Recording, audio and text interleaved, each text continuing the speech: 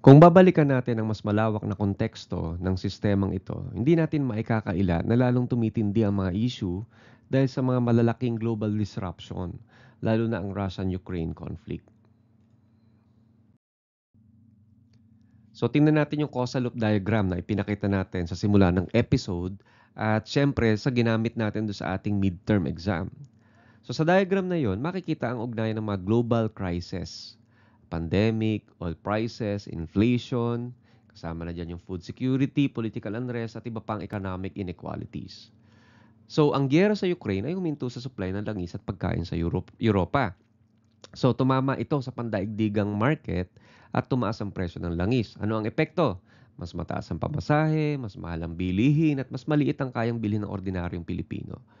Dagdag pa dyan, ang pandemic ay nagpabagal sa ekonomiya. At upang ito ibangon, maraming bansa ang nangutang, nagbaba ng buwis, nagpaluwag ng patakaran, ngunit ang ilan sa mga ito ay symptomatic solutions lamang, hindi tunay na long-term reform. So sa ganitong sistema, naging tuloy-tuloy ang krisis dahil magkakabit ang mga factors at ang mga elements ng system.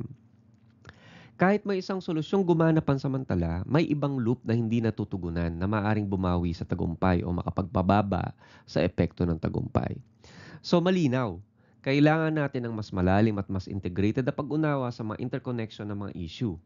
Hindi sapat na tumugon lamang sa isang problem dahil baka ang pinili nating solusyon, nagpapalala sa iba pang bahagi ng system. At kung titingnan natin, yung malaking problema na yan, yung malaking causal loop diagram na yan, isa sa mga factor kung bakit lumala ang sitwasyon ay yung escalation archetype. Sa ganitong sitwasyon, kapag ang isang panig ay gumawa ng hakbang upang protektahan o palakasin ang sarili, ang kabilang panig naman maaaring makaramdam ng banta. At siyempre, ano yung natural na reaction? Dahil tayo ay rational beings, gagawa rin sila ng hakbang para palakasin ang kanilang posisyon. At dito yung nagsisimula ang spiral ng escalation. So, reinforcing loop siya kung saan ang lakas ng isang panig ay nagiging dahilan para sa panibagong aksyon ng kabilang panig at nababalance lamang dahil kumikilos yung isang panig, nagkokontrahan sila. So, makikita natin ito sa pandaigdigang antas. Kapag ang isang bansa ay nagdagdag ng military presence, ang kabilang bansa naman ay gagawa rin ng hakbang para hindi mapag-iwanan. At ang cycle na to ay paulit-ulit lamang. At hindi lang ito nangyayari sa geopolitics, pwede rin ito sa negosyo. So isipin mo ang dalawang food delivery platform sa Pilipinas. Kapag ang isa ay naglungsad ng malaking diskwento o libreng delivery, ang isa ay mapipilitang tapatan din to kahit nalulugi na sila. So ang konsepto ng escalation bilang isang pattern ay nangyayari kapag ang aksyon ng isang panig ay binabasa bilang banta ng kabilang panig. Kaya pareho silang nagpapatuloy sa pagpapalakas hanggang sa umabot ito sa alitan o sa krisis. So, kapag ang isang panig ay nagpapakita ng lakas, militar, economic, technological, o kahit impluensya sa media, etc., ang kabilang panig nakakaramdam ng pangamba.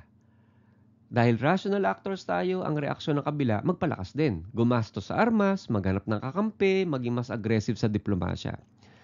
Pero ang pinalakas na ito ay nagiging banta naman sa ngayon sa unang panig.